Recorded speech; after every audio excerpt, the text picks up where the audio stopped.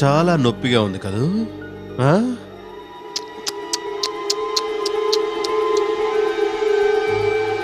రోహిత్,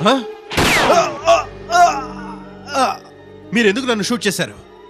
ఏం చేయమంటారు సార్, తప్పలేదు మరి నాకు.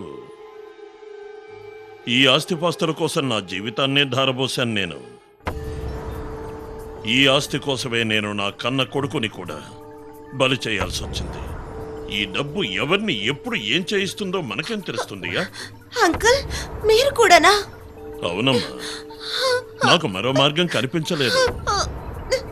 నేను నీ ఆస్తి మొత్తాన్ని ఏదో విధంగా ప్లాన్ చేసి కబ్జా చేద్దామని ప్రయత్నిస్తూ ఉంటే మధ్యలో ఈ రాస్కెల్ వచ్చి నాకు అడ్డుపడ్డారు. అందుకే ఈ రివాల్వర్తో వీణ్ణి పైకి పంపించేస్తాను. ఈ రివాల్వర్తో నిన్ను పైకి పంపిస్తాను. పోలీసుల్ని పిలిపించి తెలివిగా ప్రవర్తిస్తాను. వీణ్ నిన్ను చంపుతుంటే నిన్ను రక్షించడానికి వీణ్ణి లేపేశాడని చెబుతాను. అప్పుడేమవుతుంది? మీరిద్దరూ పోయాక ఈ ఆస్తి మొత్తం, ఈ ఐశ్వర్యం మొత్తం నాకే సొంతమవుతుంది, నాకే సొంతమవుతుంది. ఆఫీసర్, లోకం చాలా చెడ్డది. నాకు తెలుసు ఈ రోహిత్ ఈ రోజు రాత్రి పూజను చంపడానికి ప్రయత్నిస్తాడని.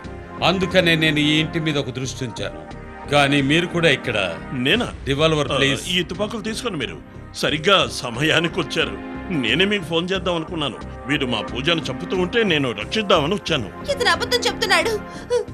వీళ్ళిద్దరూ నా శత్రువులే. లేదు పూజ, లేదు, నేను నీ శత్రువుని కాను. నీ ఆస్తి కోసం నీ ప్రాణాలు తీయాలని చెప్పింది ఇతనే. అలా చేస్తే నీ ఆస్తిలో సగం వాటా ఇస్తానని కూడా చెప్పాడు. డబ్బాసులో పడి నన్ను నేను మర్చిపోయాను.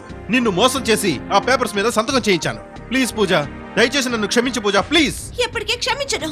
నీలాంటి హంతకుని నేను హంతకుడిని కాను పూజ, నేను హంతకుడిని కాను. ఆ పేపర్స్ మీద నీ సంతకం తీసుకోవడం నేను చేసిన నేరం. అసలు హంతకుడు ఇదిగో ఇతనే.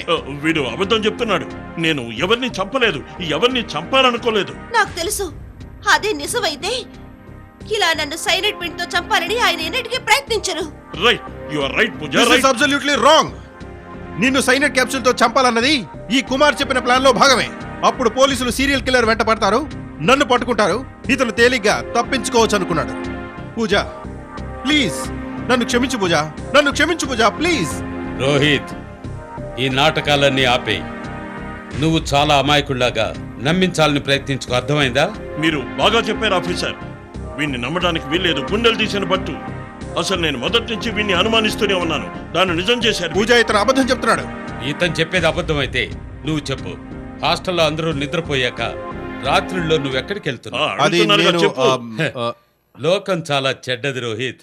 నేను అబద్ధమేంటో నిజమేంటో ఇప్పుడే చెప్తాను. శక్తి సింగ్ రండి.